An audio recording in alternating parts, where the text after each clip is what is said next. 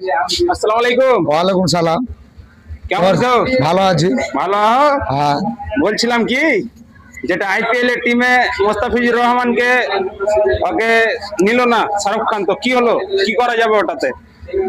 ওইটা ধরলে মুসলমানের লেগে কাম করছে।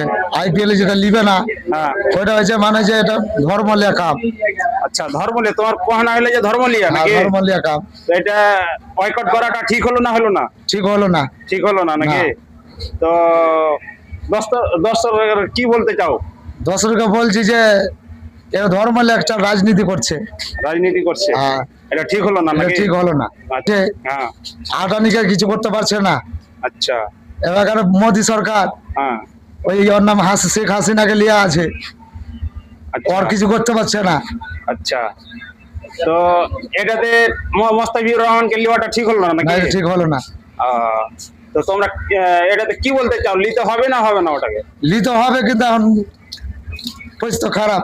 আচ্ছা, ঠিক আছে।